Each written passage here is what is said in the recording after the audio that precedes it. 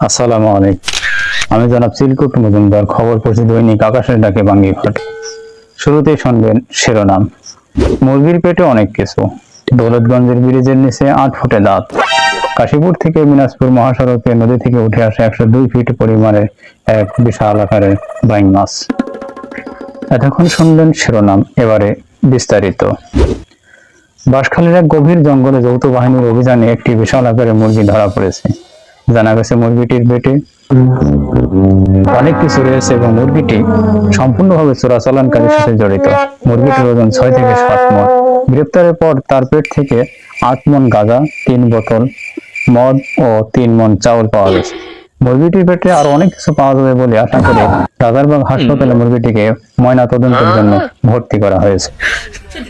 দৌলতগঞ্জের ব্রিজের নিচে 8 ফিট পরিমাণের একটি পাতি হাঁসের দাঁত পাওয়া গেছে। ওই দাঁত সরকারি কোষাগারে জমা দেওয়ার জন্য 8 জন করে 16 জন কর্মী আগে এবং পেছনে নিয়োগ দেওয়া হয়েছে। তার মধ্য থেকে 7 জন কর্মী দাঁত বহন করতে গিয়ে দাঁতের চাপা পড়ে মারা গেছে এবং 6 জন কর্মী আহত হয়েছে। বাকি 3 জনে ওই দাঁত বহু কষ্ট করে সরকারি কোষাগারে জমা দিয়েছে। এদিকে ওই দাঁত বহন করতে গিয়ে যে 7 জন কর্মী মারা গেছে তাদেরকে বঙ্গবন্ধু মেডিকেল কলেজ হাসপাতালে চিকিৎসার জন্য ভর্তি করা হয়েছে। আহত 6 জনকে আজমপুর কবরস্থানে দাফন করা হয়েছে। কাশীপুর থেকে দিনাজপুরে যাওয়ার মহাসড়কে পাশ দিয়ে নদী থেকে উঠে আসা এক বিশাল আকারের বাইং মাছ, যার দৈর্ঘ্য 102 ফিট।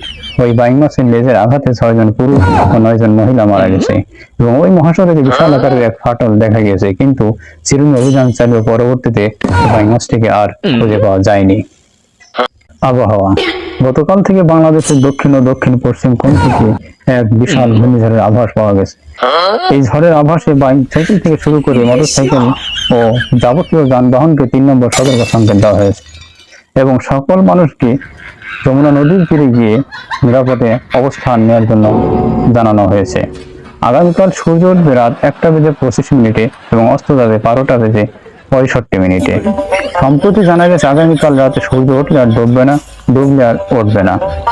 এখনকার মতো খবর এখানে শেষ করা হলো। পরবর্তী সংবাদের আমন্ত্রণ রইল। সর্বক্ষণ সকল খবরের আপডেট পেতে ভিজিট করুন www.akasherdakebangighate.bd.com।